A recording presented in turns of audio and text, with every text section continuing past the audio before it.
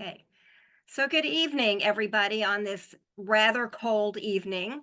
My name is Ellen Pristak, and I coordinate the Great Minds Salon program. It is my pleasure tonight to present Michele Alperin, who I know you probably all know. I'll tell you a little bit about Michele. Michele is an Atlanta native, and that's one of the things I love about her, because I lived in Atlanta and I like connecting to her about Atlanta and, playing Jewish geography in Atlanta. She was lucky to go to what may have been the best public school in the South. And her 11th grade English teacher made sure they all knew how to write. Spending 3 years in Washington as coordinator of both Farbrengen, a big, heavy Havurah, and a Jewish education center for unaffiliated and a Jewish education and unaffiliated adults. Michele realized that she could write and edit based on submissions of newsletter articles from the very smart people whose articles needed a lot of editing. In 2000, she took a class in writing feature articles at Mercer County Community College. And following the class, her teacher, neighbor, and later mentor, Barbara Fox, invited her to write a freelance article for US one of 712 revealed by a search on their website. Over Michele's career as writer and editor, she has edited many books for the Jewish Publication Society and written for other Jewish and secular publications, including the Jewish Center newsletter. Michele's husband, Stephen Sheriff, is a scientist. Her son, Jacob, works in cryptography, and her daughter, Eliza, a former student of mine, is a public historian. They have 3 grandchildren, Nava, Hannah, and Noah. And with that, I'm going to turn the program over to Michele. One thing, Stephen thinks that Mom might be my sister who can't get it. Okay. I'm going to spotlight Michele also. Okay. Okay. So I'm going to start with a kind of a tour through my life and how I might have gotten a sense that I would end up doing journalism at some point. So my involvement with writing something formal started in high school when I was editor of the newspaper for my BBG chapter. It was called the Amirah Rattler. It got written and typed probably by my mother, but somehow I didn't have the organizational skills and I was too shy to take the steps to get it mimeographed and distributed.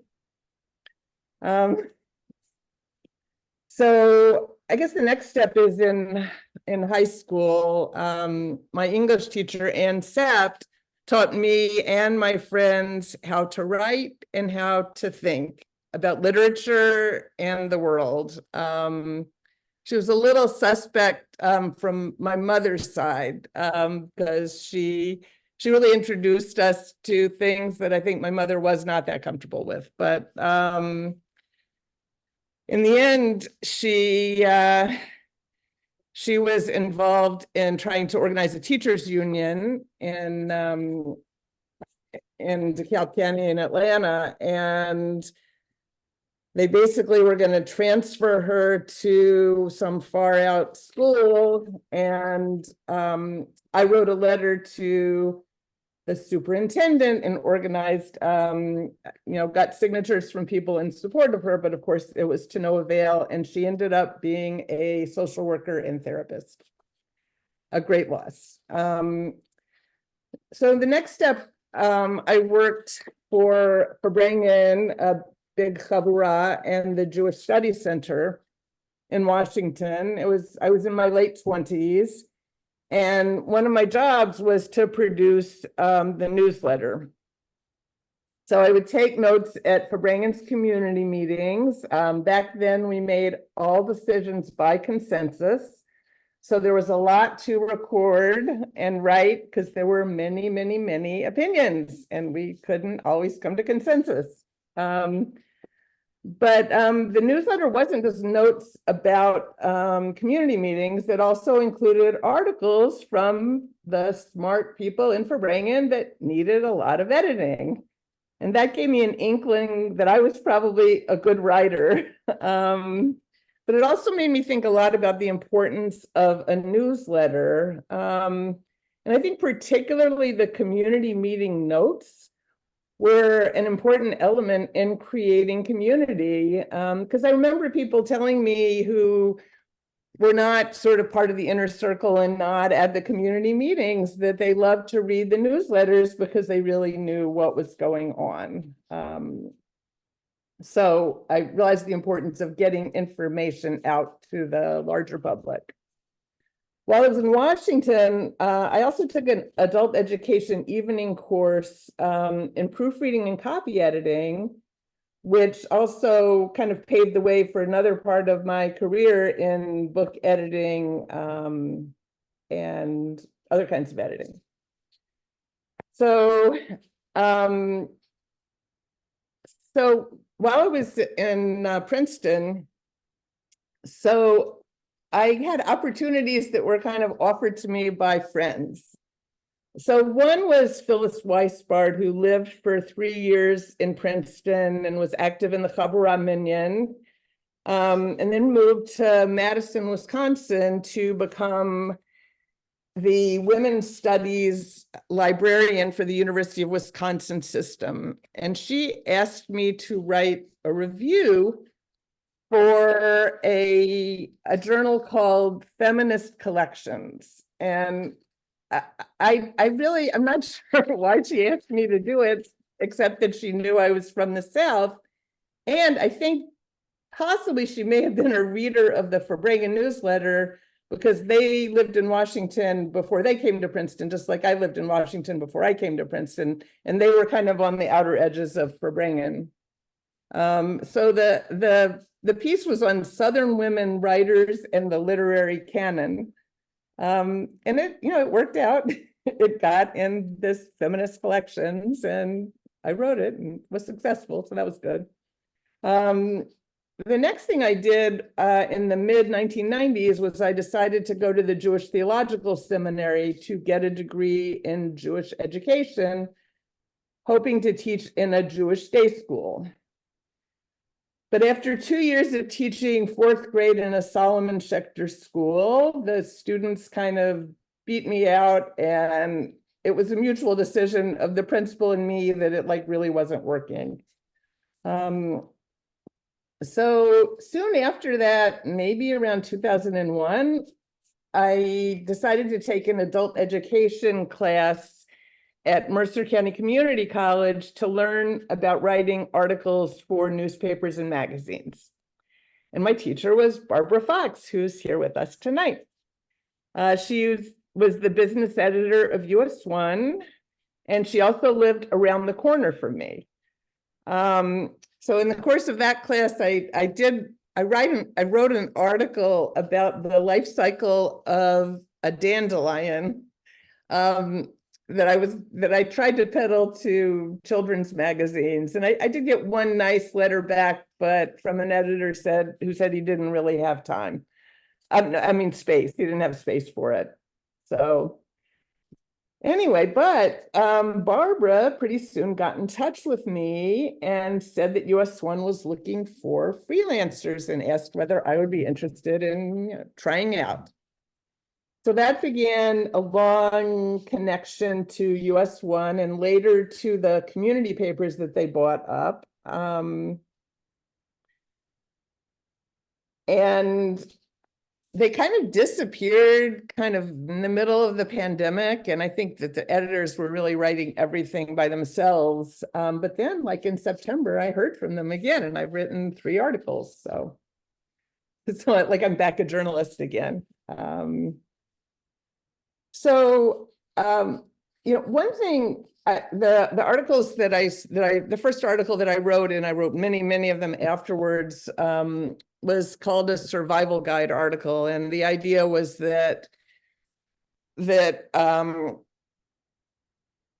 they would be based on people who were giving talks or conferences or teaching a class on something that was relevant to business people. And there was sort of a formula. You kind of started with an introduction, and then you had bullet points that were teaching some of the concepts of what was going to be part of the lecture or presentation the person was doing.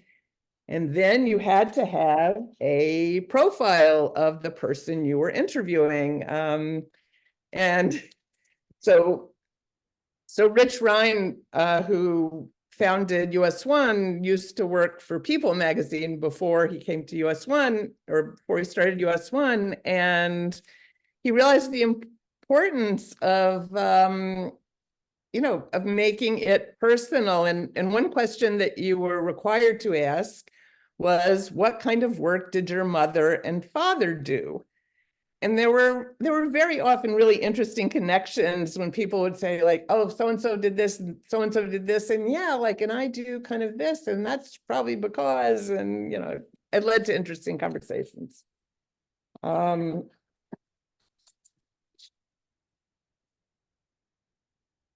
So I wrote many survival guides, but then I also got opportunities to write a lot of interesting articles, business profiles, personal profiles, arts, just lots of things. And you'll hear more about some of the things that I wrote later. But one other thing I forgot to say was that,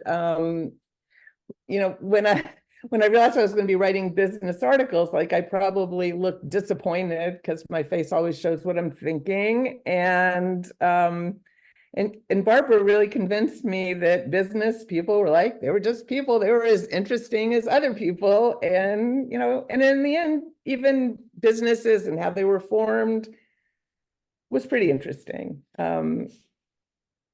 So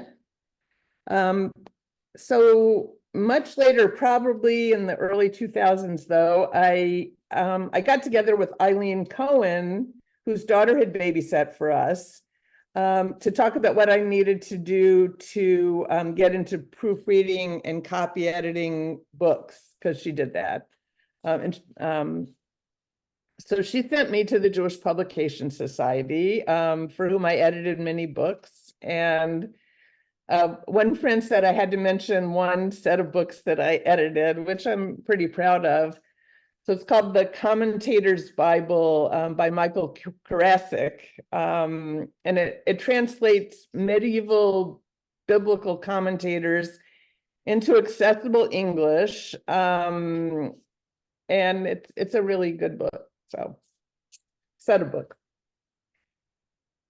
I also realized that I was, with Michael Karasik, who wrote it, I was pretty successful because the first book that I edited, I made an unbelievable number of comments, and he really got it. He paid attention, so I didn't have to keep making those same comments through every one of the books, which sometimes happens when you're doing things continually for people. You're correcting the same things all the time.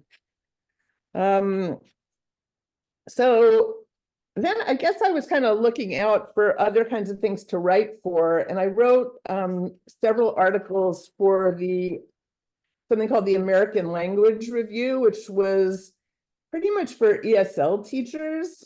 And I wrote 2 cover stories, and after that, they basically, no, it wasn't 2. I wrote a bunch of stories, and then they decided they were only going to use experts in the field, not journalists, probably because they didn't have to pay them. But so one story was called, I'm going to be giving you kind of some examples of stories as I go through this, but then maybe more later. So it was called Changing Attitudes of Mainstream Americans Toward the Acquisition of a Second Language Following the September 11th Terrorist Attacks. And then here's a quote from the article. Whereas September 11th was a wake-up call to many Americans about the dangers of parochialism in a globalized world, world language educators already understood the need for a broader, more internationalist perspective.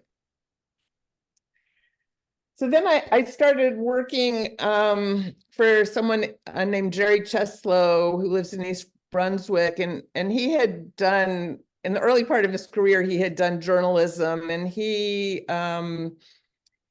was editing and producing newsletters for YIVO and for the Fuchsburg Jerusalem Center of the conservative and Masorti movements. What I learned from Jerry, probably more things than this, but the main thing I remember is that when people from either organization would send us articles to edit, they would always start with all of like a list of every single volunteer who was involved in the project. And Jerry taught me, like, if you put all the names of the volunteers at the beginning, nobody will read your article. So like you have to put them at the end and put something interesting in the beginning. So I also wrote 2 cover stories for a magazine called Adjunct Advocate. Just to give you an idea of what the stories were like, the first one, they were both cover stories too. They used them as cover stories. So the bell rings. As universities bandy about expressions like academic freedom and educational excellence, they apparently still see themselves as idealistic bastions of knowledge. But at the George Washington University in Washington, D.C., finances have engendered a new language in academia, including phrases like strategic priorities and available resources. Indeed, financial concerns have been used to dictate the last word on a variety of debates within higher education, including the debate over the use of part-time faculty. At GW, administrators and part-time faculty disagree about whether or not adjunct faculty are there primarily as specialists brought in to share their expertise or faculty essential to undergraduate education at the institution. And of course, this is like a continuing problem that's kind of multiplying problems since then. That was 2005. But then, like, after I had done these first 2 articles, they assigned me this article that was supposed to be about part-time lecturers in India. And it was in 2005. She sent me this like whole list of links, supposedly links to people, and like none of them led anywhere. So I wrote back and because I'd spent a ton of time on it. And she said, well, I think this isn't working well for us. We're going to give this to someone else, but please know we'd like to work with you in the future. But I decided not to continue because there was a lot of back and forth with rewrites, and for the amount they paid, it was like really, truly like not worth it. So that was that. Then I worked for My Jewish Learning, which is a website providing articles about covering a wide area of Jewish education. I mean, it's a source now that people go to a lot, but then they were basically putting up the website, and Rabbi Sue Fenrick, who had been a former Verbrangener, was Life Cycles and Holidays editor, but she had twins, and I think after a while she realized she needed to spend more time at home for a while, and so I took over for her. So the way it worked were I had to go look for articles for all the holidays and all the life cycle events, or parts of chapters of books. When I found something, I would then send it to the people who would get permission from the author, and then they'd send it back to me, and I would put it up with probably some minor edits and then post the articles online. For this work, I mostly used the Jewish Center's library as well as my own library, and it was really a godsend. I mean, I'd carry I'd bring tons of books home and keep them for a while, and yeah. So the Jewish Center contributed to My Jewish Learning. So through an offshoot of my Jewish learning, one of the authors I worked with, because some people wrote articles directly for the site, and I even did a few myself. So this woman named Viva Hammer recommended me as an editor to Sheila Jelen, who's a professor of Hebrew and Yiddish literature, and she was then at the University of Maryland, and I've now edited 3 books by her, and one of which should be coming out in a few months. That's in it, she uses photography theory to suggest new ways of understanding Holocaust narratives, and she focuses on a particular set of people who were in the Akiva youth group in Krakow and became underground fighters in Krakow and Warsaw, and then stayed alive and moved to Israel. So that was a really interesting book. And so then so I'm just telling you now, like, kind of different ways that I got connected to other things. So there's an American Jewish Press Association that I got some support from. So they had a listserv for freelancers where you were supposed to post articles that editors would look at. Well, I posted an article and nothing happened, which I thought it was a good article. And so I decided I would write a letter to the editor's listserv, which I really shouldn't have written to, because probably was not appropriate, but whatever. So I wrote kind of a whiny letter, and I got one response from an editor named Jonathan Rubin. He was the managing editor at the Rhode Island Jewish Voice and Herald. So he wrote, "Michele, don't get dispirited. It may have been well written, but not super topical or current, or perhaps someone local wrote the same story. Keep plugging, ask individual papers what they need, and look at JTA, that's Jewish Telegraphic Agency pieces, and see what they churn out for angles. And FYI, don't work the woe is me pity angle on us. It won't get you anywhere." So anyway, at a New York meeting, I guess it was the national meeting of the American Jewish Press Association. It was in New York. I met Ron Ostroff, who is the founder of the Jewish State, a now defunct paper, but that was in Highland Park, New Jersey. And I started doing writing and other things for them about 4 years. And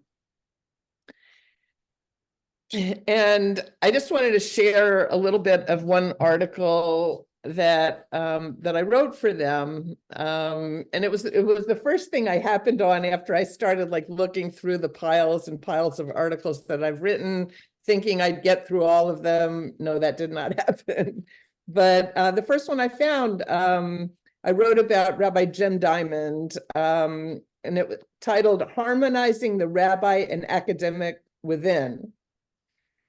And the article focused on a book he had just published called "Stringing the Pearls: How to Read the Weekly Torah Portion." But most Princeton people who knew him didn't see it because it was published in the Jewish State, which was in Highland Park. So the article combined a lot of biographical material and kind of how his life experiences led him to write this book. In particular, the combination of being educated as a rabbi at the Jewish Theological Seminary and then later getting a PhD in comparative literature from Washington University, where he was Hillel director for many years. So here are the first 2 paragraphs of the article that I think will capture a little bit about Jim. So Jim Diamond was born under the sign of Gemini and likes to think of himself as having twin personae within, the rabbi and the academic. Although the two sometimes get along, often they are not on speaking terms. Quote, "I live in a zone between tradition and change, belief and non-belief," he explained. and it's not a recipe for sleeping well at night.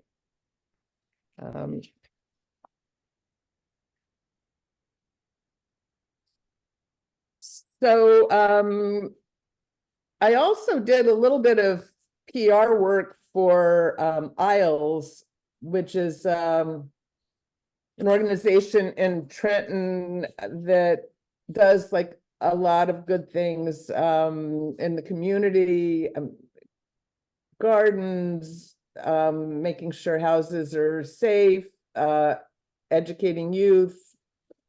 Anyway, and I'd written a couple of I wrote a couple of articles about them, but what made the biggest impression on me were 3 profiles that I did of their students at the ISLES Youth Institute, which helps young adults to earn a high school diploma, get hands-on work experience, and, you know, in hopes of transforming their lives. Unfortunately, I'm not sure that they ever used the articles, even though I guess they must have told me to write them, because, you know, they were like really personal articles about these kids. So, so then I started doing some freelancing for a joint media news service. I was invited to that by Jacob Camaras, who was then the editor and had worked with me at the Jewish State. So that it was good. It gave me some entree to writing more nationally relevant pieces. Then my friend Sherry Rosen on this call also opened a door for me. And she opened a couple of doors, I think. So she got an email from a woman named Claire Kinberg, who was the editor of a journal called Bridges, a Jewish feminist journal.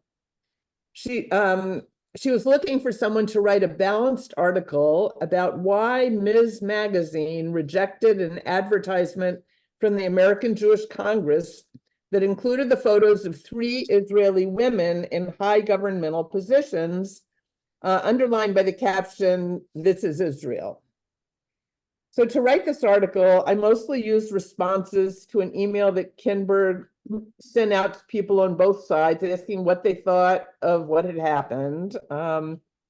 The emails ranged from accusation that Mrs. response was anti-Semitic, that it was like half-assed, that they were, and to others from Israeli feminists who felt strongly that these 3 women did not represent a triumph of feminism in Israel, which they felt was still a largely patriarchal society. So I thought the article came out well. And I kind of included my own feelings at the beginning because I was a little suspicious of Ms. And by the end, after kind of reading all the evidence, I really kind of changed. And this kind of represents for me something that's very important to me. You know, what an important role that journalism can play in offering different perceptions of world events, and teaching people how multifaceted reality really is. Everything is not black and white, despite the fact that it is so hard to keep opposing truths in mind. And Sherry also, when she was working for the American Jewish Committee, kind of contributed to my development as an editor when she asked me to rewrite a nearly incomprehensible academic article on Jewish fertility written in English by an Israeli whose English was very weak, to say the least. My friend Ruth Schulman was the reason I started writing for New Jersey Jewish News, which I did for a number of years until it kind of fell apart. So in March 2013, she called me and said, "Michele, I need a preview article in New Jersey Jewish News about the upcoming Amy Adina Schulman lecture speaker, Anat Hoffman of Women of the Wall. So I said, "But Ruth, I've never written for New Jersey Jewish News." So, you know, she said, "Well, I want an article in New Jersey Jewish News." So you don't say no to Ruth Schulman. And it turned out to be one of many, many articles that I wrote for them before the paper closed in 2020. I've also written occasional articles for publications of the Jewish Federation of Princeton Mercer Bucks. And I wanted to read a little bit from an article about someone who most of you knew, who was no longer with us. And it was titled Gil Gordon, a real mensch in the, a real mensch, yes. So Gil Gordon's friends marvel at his ability to always be around when people need him, whether that means adjusting the sound system at the Jewish Center or putting in a new light bulb for a senior citizen. But despite appearances, he doesn't see volunteering as primarily a do-gooder effort, but more as an opportunity for personal growth. He likens himself to James Garner on the Rockford Files, a TV detective whose wallet carried cards to represent all the different roles he might need to play. In each of those scenarios, he became a slightly different person based on the context, Gordon said. For me, all these different roles have brought out different parts of me and allowed me to engage with different people on different issues, and that's what makes it interesting. So, I've also written for the Jewish Center newsletters. I wrote a number of profiles of people who had been involved in the Jewish Center's history for the 70th anniversary that we celebrated during the pandemic, but I could never really find anybody who would post them on the Jewish Center's website. And I later wrote profiles of older members of our congregation, alternating with every other month with Lisa Jack Now. The last one I did was about Vera Goodkin, a Holocaust survivor, at the suggestion of Sally Steinberg Brent. Vera's life was like really beyond amazing. And if you haven't read the article, you can look it up on the Jewish Center website or contact me. It's in the June-July 2023 newsletter, which is under home and then newsletter. I also wrote for other papers. For Essex County in Biz, I wrote for a year very short pieces like get your sales staff pumped. It wasn't really me. I also wrote some interesting pieces for the Jewish News of Northern California, the Jewish Journal of Los Angeles, the United Synagogue Review, the Dayton Jewish Observer, and a lot of articles for the local Princeton Packet newspaper, and its magazine. So for me, the best part of being a journalist is really doing the interviewing and learning about different people, events, politics, the arts, like everything. And, you know, basically what I do is like, sometimes I'll do a little bit of a research about the person. Sometimes I'll make up some questions depending on what type of article it is. And it's really just like, you just let your curiosity go and ask questions about whatever you feel curious about. I mean, it does get me sometimes into trouble sometimes with people, because once you start doing that, you're kind of like in that mode automatically with people you meet, people you talk to, and sometimes like they don't really want to tell you everything about their lives the way people do when they're, you know, being interviewed for a newspaper.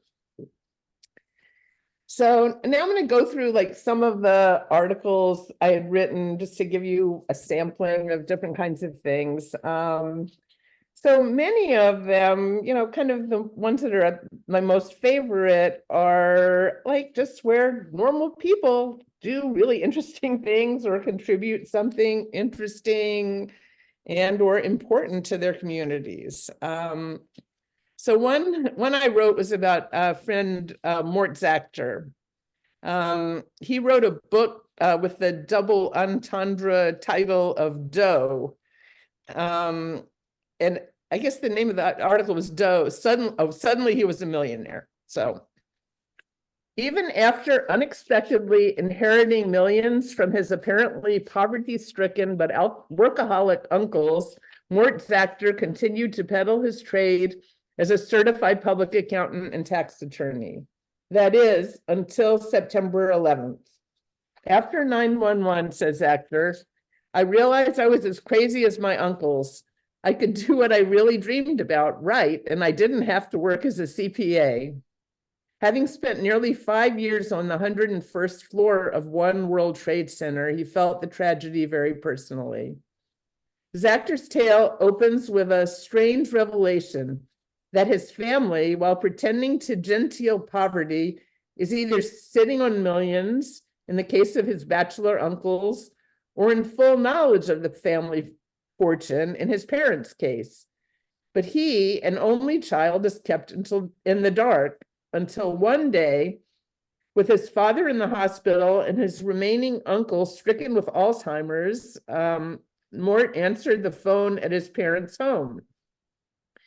After the person on the phone confirmed that he is speaking to Mr. Zactor, it's a stockbroker who says to him, there is $1 million in the money market account.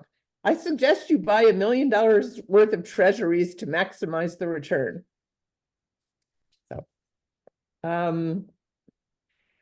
So I also wrote an article about another friend who's on this call called Large Questions Face Future of Iraqi Jewish Archive. And my friend Doris Hamburg, who's a paper conservator, was invited to Iraq during the war for an emergency project. So here's what I wrote. Soon after the May 2003 discovery in the basement of the Mukhabarat, the General Intelligence Directorate of Iraq, Doris Hamburg, Director of Preservation Programs at the U.S. National Archives, got an email asking for advice on how to handle the wet and moldy materials from Jewish schools, synagogues, and hospital and community organizations that had been in the basement under this building.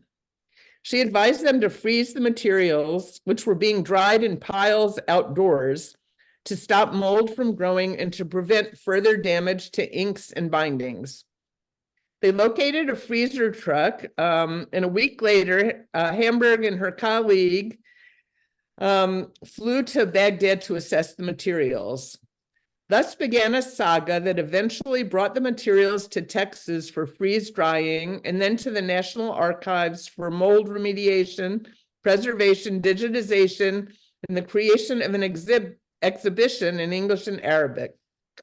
Recalling her initial exposure to what she and her colleague dubbed the Iraqi Jewish Archive, Hamburg said she, quote, couldn't help but be aware of the fact that the history of the Iraqi Jewish community went back more than 2,500 years, and now there was practically no one remaining in Iraq who was Jewish.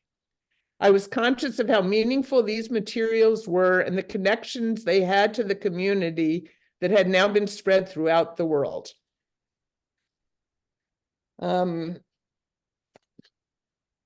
This story is called Borden Regional High School Seniors Earn Princeton Prize Recognition. It was the 2018 Princeton Prize in Race Relations. And these young women were really amazing. So there were two seniors who got this prize, Ifioma Eliazu and Chimkasima Kasi Ogwanu. Well, so what is interesting is what they did. So Eliazu founded an organization called Cultivate Culture, which was a diversity acceptance group to give minorities a voice and a place to hold discussions of all things involving and considering minorities. During the biweekly after-school meetings, she said, we have a safe space for people who experience things like we experience to speak out on it, not just to empathize personally, but to figure out ideas about how we as individuals and groups can come together to find that common ground and combat society's problems that oppress the minority. Ogwanu, during her sophomore year, when she was the secretary of Cultivate Culture, noticed that many of her minority peers were not looking at four-year colleges, she said, not because they didn't have the criteria to attend, but because they felt they weren't smart enough or capable enough to survive in that sort of atmosphere. She decided that school-sponsored tours to schools in state and out of state might ameliorate this problem. Her goal, she says, was, quote, to welcome inclusivity into the college process and to show all these kids that they are capable of going to these four-year universities. Here's another, just a short, I just thought this is worth knowing. So the Hopewell at high school, I think, had a robotics make-a-thon that focused on ALS. And so the 5 prize-winning innovations included an elevating and reclining wheelchair, an exoskeleton, a subscription-based wheelchair service, a slide-on fork, and an electromagnetic glove, all to help people with ALS. Another article I wrote followed the tragedy at Stoneman Douglas High School. So at the Robbinsville High School, about 500 students walked out of the school on a cold, windy day to stand together, name the 17 dead, and demand political change. Students quietly made their way onto the athletic field where they listened to 7 student speakers who criticized adults and expressed their own support for political action to change US laws regarding firearms. Quote, is being safe in our schools too much to ask Congress? Or are we going to have this endless cycle of debating whether guns are the problem or people are the problem, or whether it's a mental health issue or not? Said Muin Ayubi, senior class president. I really don't care what it is, but all I know is that we cannot sit back and just keep sending our prayers and condolences. So you see, there's just like, as a reporter, you really get just to see and feel like incredible things, and really things that are really completely outside of your own experience. So I wrote one article about Princeton's, the new headquarters for the Princeton First Aid and Rescue Squad. And so Mark Frieda, who's now our mayor, he first volunteered there at age 18 after some colleagues from the, oh, I'm getting a time thing from Stephen, from the all-volunteer fire department encouraged him to join. It was a great experience, especially for a young person. There are a lot of life lessons, he says. First of all, when you start to ride ambulances, people depend on you. It's not something that you can join and show up once in a while. You have to be fully committed to what we do. Second, you're put into a position of extreme stress, and you have to take total responsibility for what you are doing. If you have a very ill person, you are responsible for their life. One day you're doing CPR on somebody, another day somebody has a badly broken limb, and you're setting that. You might be inside a vehicle while someone is trapped, and you're trying to calm the person while using a hydraulic rescue tool to free them. Third, you develop skills and have meaningful experiences that you are not going to get in other volunteer opportunities. For a young person, you have to grow tremendously and mature. So I have like a million more articles, but it's getting late. So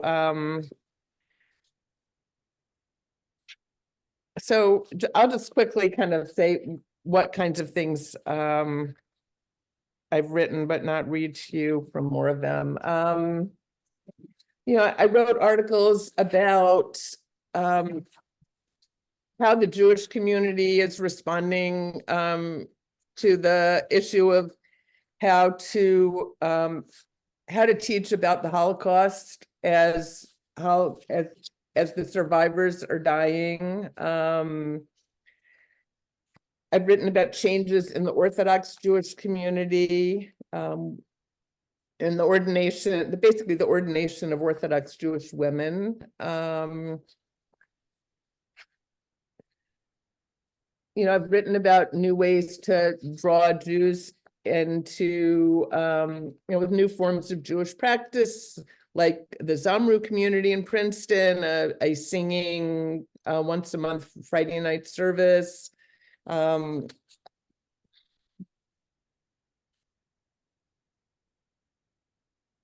gotten to write articles about the history of Fiddler on the Roof, the history of Princeton University's Jewish population. One of the first cover stories I wrote for US1, it was called Queens of Consignment. And I started by explaining what my own shopping idiosyncrasies were, like I hate shopping, etc. But I went and visited like 5 or 6 consignment stores, and I bought a couple things, and it was really interesting. There was some very nice stuff. I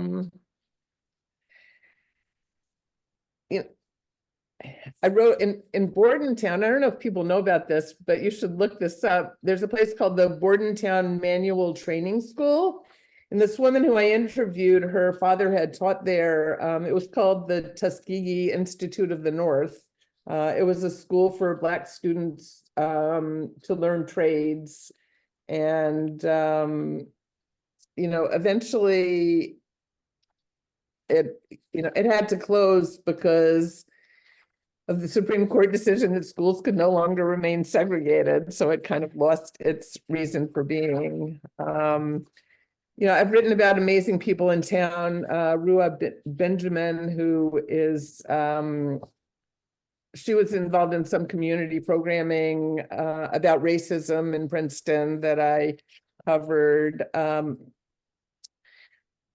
I interviewed Calvin Trillin, who was speaking for the public library, and I was completely terrified, and I did a huge amount of research and read all these articles that he wrote, but of course he was like a really nice guy. I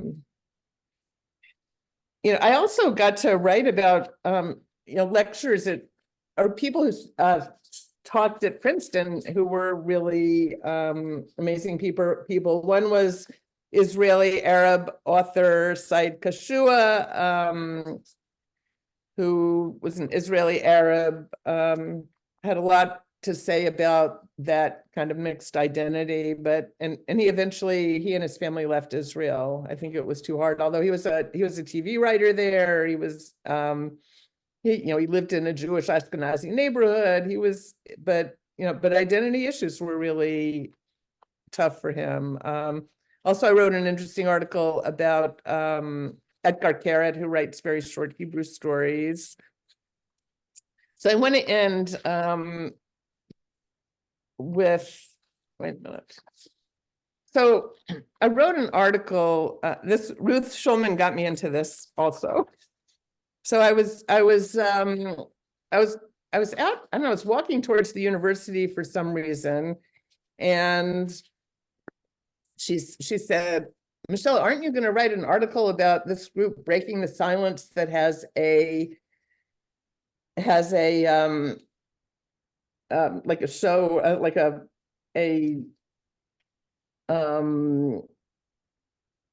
they're like presenting some stuff, and they have pictures at the I don't know, someplace in Princeton.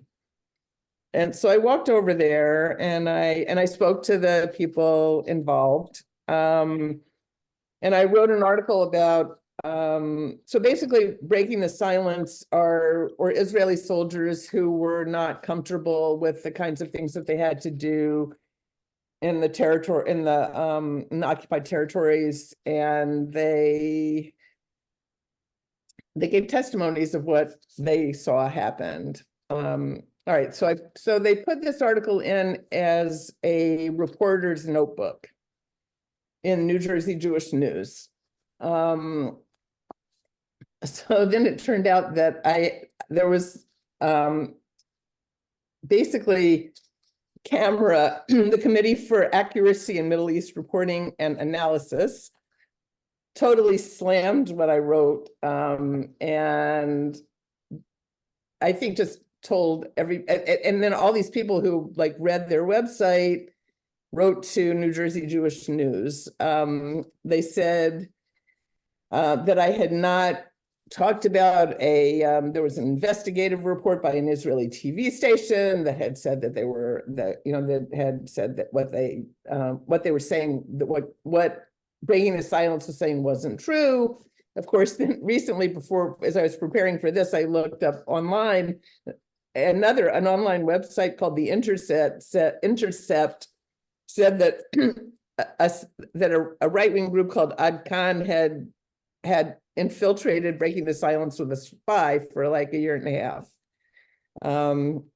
So who knows? But I think what was most interesting to me was what my editor wrote in defense of me, and I'll end with that. To be clear, New Jersey Jewish News is a pro-Israel publication, and I'm proud to say the vast majority of our stories on the Jewish state are solidly in its favor. We're also mindful to include diverse voices in our op-eds. That means we publish opinion pieces from the political left and the political right. It also means we sometimes publish views that are critical of certain policies of the Israeli government. It's part of our role to inform readers of divergent points of view and allow for those views to be expressed.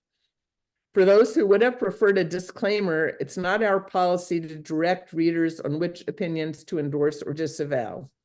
Further, we consider our publication to be a combination of two parts: Jewish, in which we have a responsibility to connect the entire Jewish community, both socially and intellectually, and promote dialogue and understanding, and news, which strives to inform our readers about issues of relevance to them.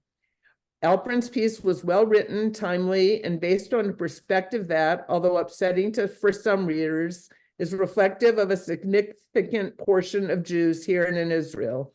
The issues raised, however controversial, are real. We want our readers to be exposed to reality. I fully respect the viewpoint of those who criticize the piece. I hope they come to respect the mission of a Jewish community newspaper to present a wide range of viewpoints, whether or not it agrees with them. It's what freedom of the press is all about. So now I'll take any questions. So Michele, can you see the chat? There are a couple of questions in the chat. If you cannot, I'm happy to read them to you. I can't wait. I can't really. All right, I can read them to you, and then you can answer them. Okay, so let's go to the first one. Hold on. Okay, you ready? Yeah. You've written much about other people. If someone were writing an article about you, what would you want them to include or emphasize? And where would you want it to be published? Have you ever thought about teaching writing? Who wrote that? I have to check. That came from Yvette Schlussel. Oh, okay. I don't know. I don't think I can answer like.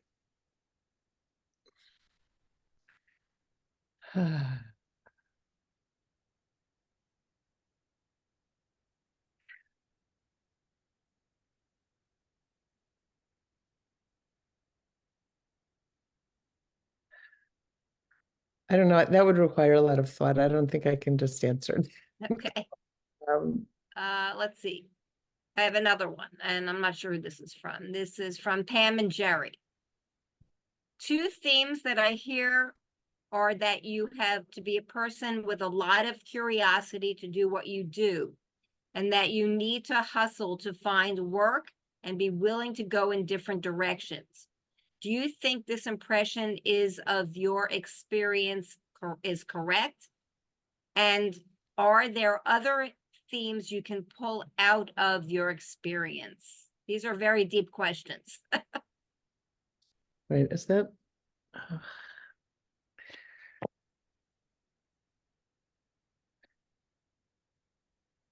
Yeah, I think that makes sense. I think that I guess I realized that community journalism is so important. And I think it's coming back in different ways. Rich Ryan has a newsletter where he writes about very, very local Princeton events, really what's going on in the town and the government, but other stuff too. My cousin Barry, who's on this call, started an online paper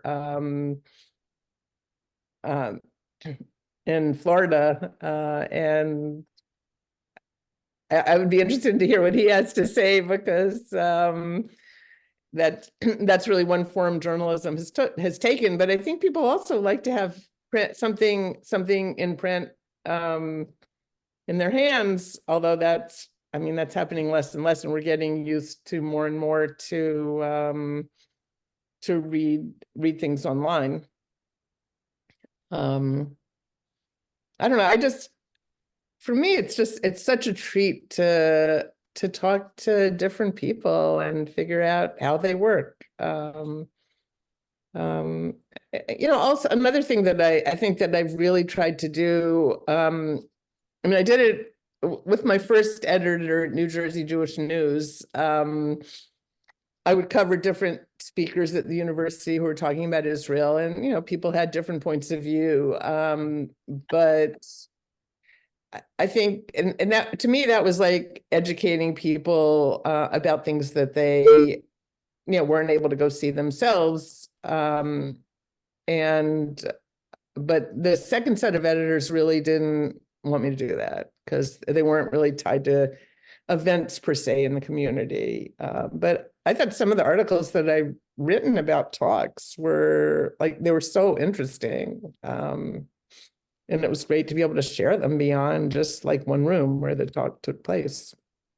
Absolutely. So this is from your former editor, Barbara. Yeah. It says, Michele had the curiosity about people and the zeal for getting the facts straight that she makes a good reporter. She's shown a light on so many people for whom it was their only moments in the sun, and she treated the important people fairly. Very, very lovely comment. So I have a question. I'm so impressed with the expanse of your coverage of the different organizations and that you worked for, and the editing, etc. This may be a hard question, because it's like asking, do you have a favorite child? Is there one interview or person or organization that really had an impact on you?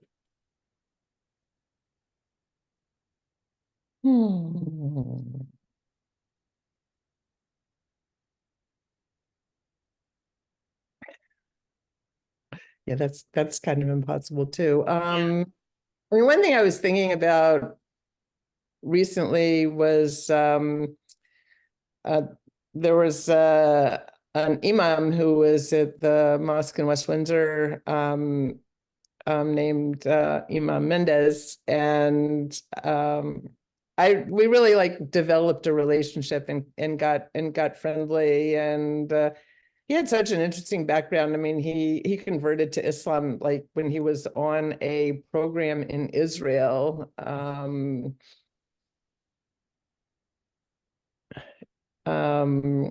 And I actually recently looked up what he had to say about the Israel-Palestine issue that's going on now, because I'd heard from someone I know about a Salon chapter that completely fell apart because of anti-Semitic stuff that was was being posted. And he I mean, what he wrote, I thought was very fair. I mean, he started and he talked about Israel and the pain of October 7th, and then he talked about the pain of the Palestinians in Gaza. And, and in the end, he said, if we can't find a way to have peace, like there's like, the only choice is to really make peace with each other or kill each other off. So I was like, I mean, I was relieved in a way because I felt like he had somewhat of an even-handed kind of view of the conflict, and was, hoping people could find peace ultimately. Hey, So I think sometimes you may, if you make a really a personal connection with somebody, I mean, that's important, but you realize, I don't know, you just realize how much people have to offer, and there are all these things that people do that you just don't know about. Even people who you see in your synagogue like all the time, you don't, when you interview them, you find out like other stuff that's like really interesting. So I have someone who would like to make a comment. Please go right ahead. I do. So no, this is me. It's Rabbi Yes. Mero. Hi. Thank you, Michelle. So I wanted to tell you all about something that is, Michelle knows this, but she doesn't know how often it occurs, when I will be with a student from the Jewish Center looking up articles for their Parsha or showing them where to look, and the article will have been written by Michelle on My Jewish Learning. And then I'm able to say, and the person who wrote this article that I'm giving you to read will be in shul the day of your bar or bat mitzvah. So that is great and a lot of fun for them, and really, really lovely for us that we have a resource of such a good Judaically knowledgeable writer. The other thing I should say while you're all on here, we're all the busy people at the shul are working. Friday night services tomorrow night will most probably be Zoom only, because the governor just put something out that he'd like people off the roads tomorrow. So watch your email. Thanks for your work, Michelle. You're I welcome. have something. I see, Barbara, you have your hands up. You could go ahead and ask your question, Barbara. Well, this may be too difficult to answer, but your faith really helped you write about Jewish subjects. I'm wondering if it ever got in the way of your secular stories. I don't think so. I mean, because So let me rephrase the question. Why would you think it would? How did your faith help you writing about secular stories? I think it did. Well, I think it helped me when I wrote about maybe, stories that were more faith-based. I mean, it's just, like when I interviewed pastors and when I interviewed like an imam, I mean, there's a lot to talk about because, you share that, basically, and, belief in a tradition. I think you can also understand, other people having traditions that are very distinctive. If you have a tradition that's very distinctive. Yes, and the reason why I asked that is because your stories were always, I always knew they were coming from a faith-based tradition, even though it wasn't in the story. It was different from those freelance writers who did not have a religious tradition or faith. In what way do you think that showed itself? A concern for ethics, a concern for the true and the good. Mm-hmm. Mm-hmm. Thank you. Okay, Wilma, you have your hand up. Please ask your question.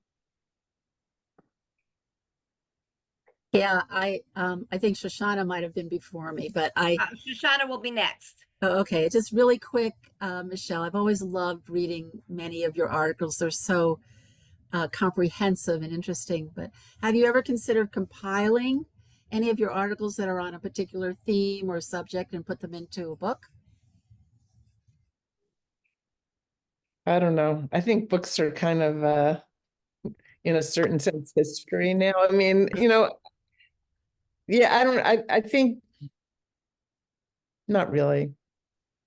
I mean, there are a lot of interesting articles that I've written, but I don't know if they would come together as anything unless I wrote something like this, like about being a journalist and what, I mean, I'm sorry I couldn't share the other like 3,000 articles like I was going to read to you about.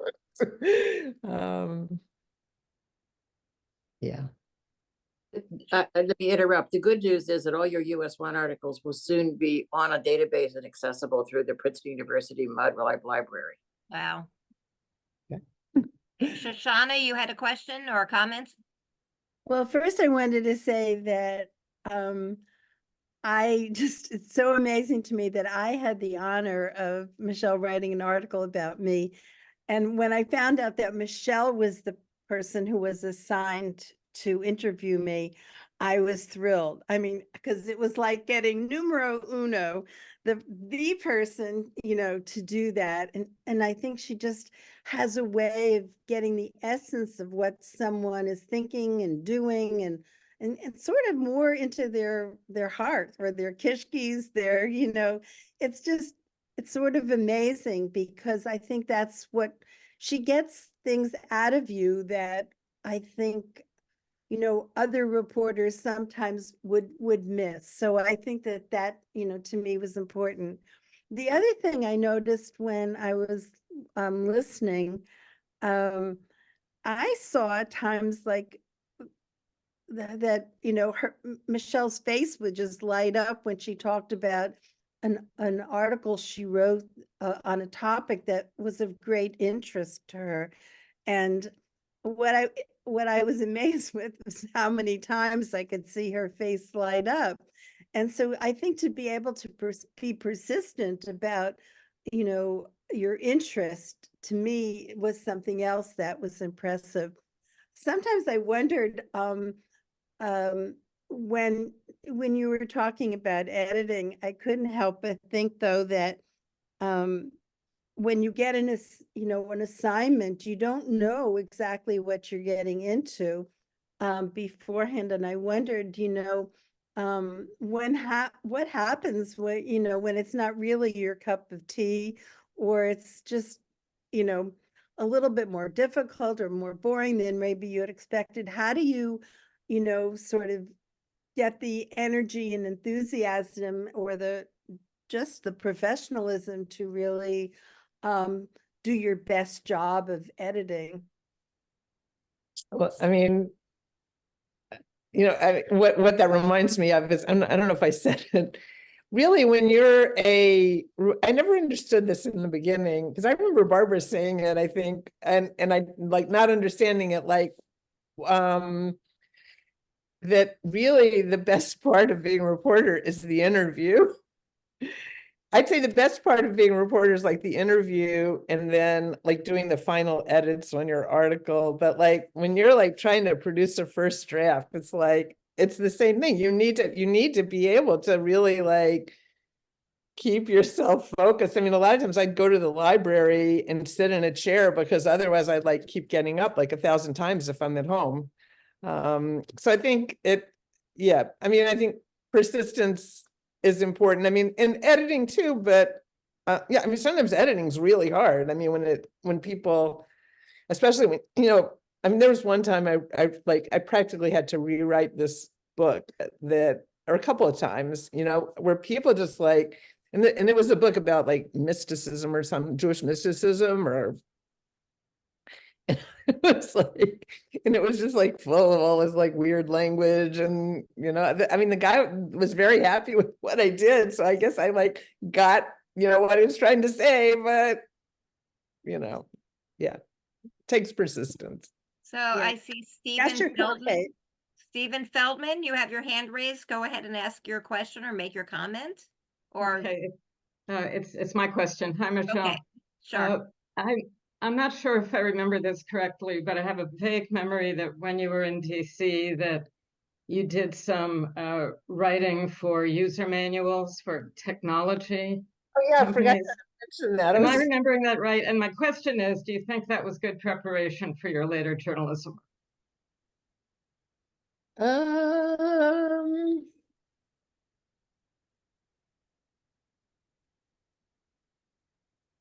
I think it's very different. I mean, I think any kind of writing is probably some preparation, but writing user manuals, maybe it was good for the persistence that Shoshana was talking about, because it's not really that interesting to write user manuals. So for the parts where you need to just to stay focused, maybe, but I didn't imagine it. and you did have to, I mean, you did have to like interview the programmers to get the information about what you were going to, you know, somebody had to explain it to you and then you had to explain it to the user. So. Eleni, I see your hand is up. Yeah, hi, Michele. What a wonderful session this evening. It brought back memories of one of the first articles I think you wrote for the New Jersey Jewish News. It must have been in the spring of 2013. You wrote an article about my one-person art show at the Jewish Center. Am I remembering correctly? Probably. I don't know. I have it online. I looked it up, but what I wanted to say about it, aside from the wonderful memory, is how collaborative it was. I felt your questions were so open-ended, and I felt like we were in partnership. And I think it was very early on. It was early in your writing articles for them, if I remember correctly. You're probably right.